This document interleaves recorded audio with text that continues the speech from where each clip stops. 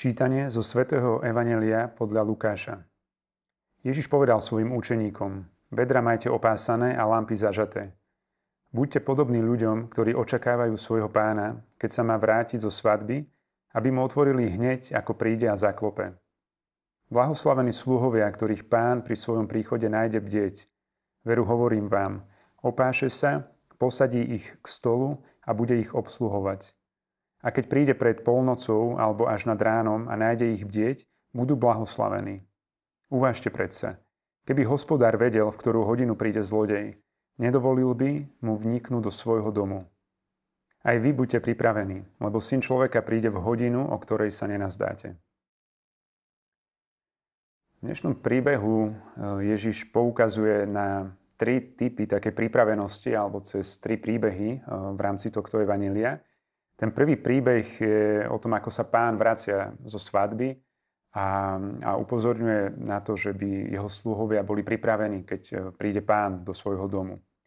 A tá druhá časť, alebo ten druhý príbeh je o tom, že hospodár, keby vie, alebo ak by vedel, kedy príde zlodej, tak by bol tiež pripravený a teda poukazuje na takú ostražitosť a pripravenosť toho bdieť a nezostať nejaký ľahostajný aj voči nejakému nebezpečenstvu.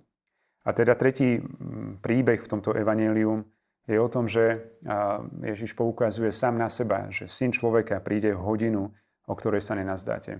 A prečo 3-krát Ježiš upozorňuje na pripravenosť, na takú bdelosť? Možno je to aj taká paralela, keď Ježiš chcel niečo dôležité zdôrazniť, nejaký princíp, a napríklad aj v evanjeliu, keď sa pýta Petra, svojho učeníka, že či ho miluje. Tiež sa ho pýtal 3-krát. A tak sa môžeme nazdávať, že je to niečo veľmi dôležité, čo nám Ježiš chce odkázať. Niečo, na čo chce poukázať a na čo si máme dávať pozor. A teda celá táto niť tohto evanjelia hovorí o pripravenosti a takej ostražitosti a postoji srdca bdieť.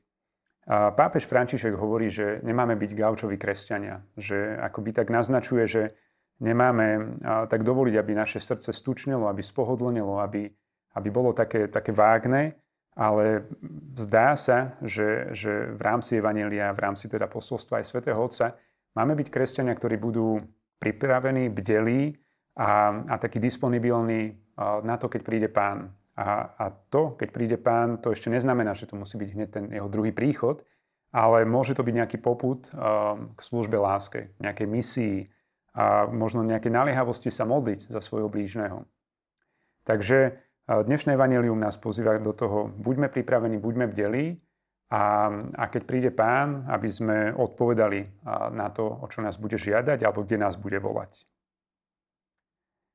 Pane, prosíme ťa, aby naše lampy srdca nikdy nevyhasli. Prosíme ťa o tvojho Svätého Ducha, ktorý nám pomôže byť vždy pripravený na tvoju blízkosť a na tvoje volanie.